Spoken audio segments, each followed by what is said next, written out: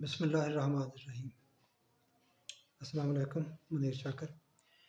یہ سورہ اعراف کی بس ایک آیت آپ کے سامنے رکھنا چاہتا ہوں۔ یہ 179 آیت ہے نا سورہ اعراف کی۔ اس کا مفہوم آپ کے سامنے فکر کے لیے، غور کے لیے، تنبیہ کے لیے اللہ تعالیٰ نے جس مقصد کے لیے اس کو فرمایا ہے، بھیجا ہے۔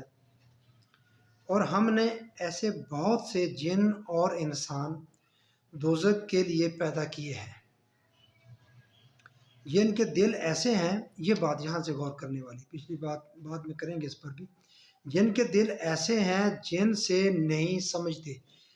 دل سے مراد یہاں مائنڈ ہے، سوچنے کی جو چیز ہے، میں عرض کر چکا ہوں۔ دل، قلب جو ہے نا عربی میں آتا ہے، تو اس کا صحیح ترجمہ جو ہے اس کا مفہوم سمجھنے کے لیے ہارٹ ہے، دل ہے، یہ دماغ ہے، دماغ سوچنے کے لیے جو دل کا آیا ہے وہاں یہ دماغ ہے، دماغ سے بندہ سوچتا ہے۔ جن کے دل ایسے ہیں جن سے نہیں سمجھتے، اور جن کی آنکھیں ایسی ہیں جن سے نہیں دیکھتے، اور جن کے کان ایسے ہیں جن سے نہیں سنتے۔ یہ لوگ چوپایوں کی طرح ہیں، جانوروں کی طرح، بلکہ یہ ان سے بھی زیادہ گمراہ ہیں۔ یہی لوگ غافل ہیں۔ یہ مفہوم اس آیت کا 179 کا۔ تو بس غور کریں، کہیں بھائیو ہم تو نہیں ان میں، ہم کس گروہ میں آ رہے ہیں؟ ہم سوچتے ہیں، دیکھتے ہیں، یا یہ کون لوگ ہیں جن کی طرف اللہ تعالیٰ نے یہ اشارہ فرمایا ہے؟ معاشرے میں کہیں کوئی نظر آتے ہیں لگ تھلگ ہم میں سے، وہ کہیں لگ رہتے ہیں یا لگ نظر آتے ہیں، جو دل رکھتے ہیں سوچتے نہیں، آنکھیں ہیں دیکھتے نہیں، جو کان رکھتے ہیں سنتے نہیں، وہ کوئی لگ سے گروہ، کوئی لگ بندے نظر آتے ہیں؟ وہ بھائیو ہم میں سے ہی ہے نا۔ تو کیا ممکن نہیں کہ ہم ہی ہوں؟ میں تو کہتا ہوں ہمیں ہی یہ خطاب کیا جا رہا ہے۔ یقیناً قرآن جو ہے جب سے یہ نازل ہوا ہے قیامت تک ہر انسان کو خطاب کر رہا ہے، ہر انسان کو کہہ رہا ہے۔